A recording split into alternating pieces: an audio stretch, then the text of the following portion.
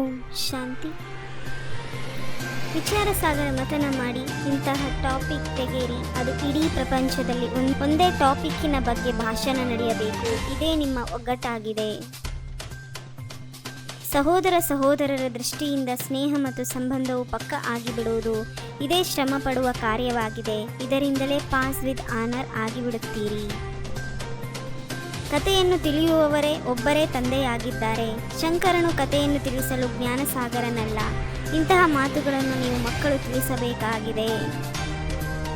ಮೃತ್ಯುಲೋಕದಲ್ಲಿ ರಾವಣ ರಾಜ್ಯವಿದೆ, ಅಮರಲೋಕದಲ್ಲಿ ರಾಮನ ರಾಜ್ಯವಿರುತ್ತದೆ. ದೇವತೆಗಳನ್ನು ಕಾಲವು ಎಂದು ಕಬಳಿಸುವುದಿಲ್ಲ. ಎಷ್ಟೊಂದು ದೀರ್ಘಾಯಸ್ಸು ಇರುತ್ತದೆ.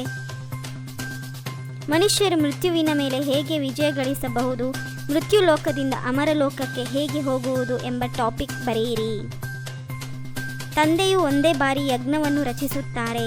ಅದರಲ್ಲಿ ಇಡೀ ಹಳೆಯ ಪ್ರಪಂಚವೇ ಸ್ವಾಹವಾಗಿ ಬಿಡುತ್ತದೆ.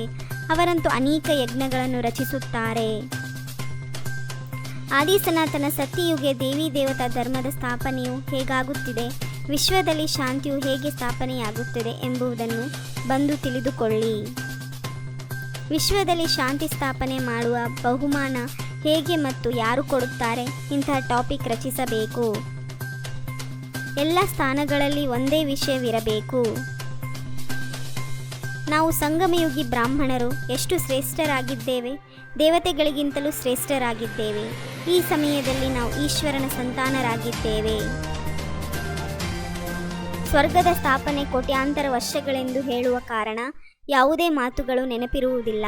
ಆದ್ದರಿಂದ ತಂದೆಯೂ ಬಂದು ನೆನಪು ಮಾಡಿಸುತ್ತಾರೆ, ಮಕ್ಕಳೇ 5000 ವರ್ಷಗಳ ಮಾತಾಗಿದೆ.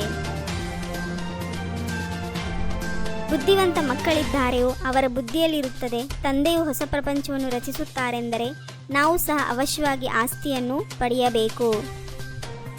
ಮೂಲವತನದಲ್ಲಿಯೂ ವಂಶಾವಳಿ ಇದೆ. ಸೂಕ್ಷ್ಮವತನದಲ್ಲಿ ವಂಶಾವಳಿ ತೋರಿಸಲು ಸಾಧ್ಯವಾಗುವುದಿಲ್ಲ. ಅದೇ ರೀತಿ ಇಲ್ಲಿ ಮನುಷ್ಯರ ವಂಶಾವಳಿ ಇದೆ.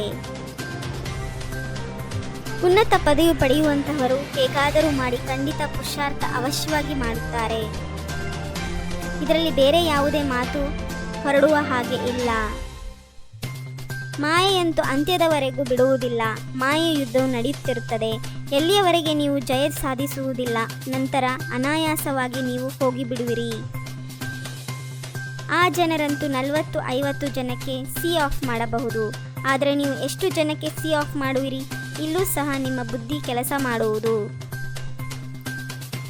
ನೀವಾಗಿರುವಿರಿ ಲೈಟ್ ಹೌಸ್. ನೀವು ಸರ್ಜನ್ ಸಹ ಆಗಿರುವಿರಿ, ವ್ಯಾಪಾರಸ್ಥರು ಆಗಿರುವಿರಿ, ದೋಬಿಯೂ ಆಗಿರುವಿರಿ. ಎಲ್ಲ ವಿಶೇಷತೆಗಳು ಈ ಸಮಯ ನಿಮ್ಮಲ್ಲಿ ತುಂಬಿದೆ.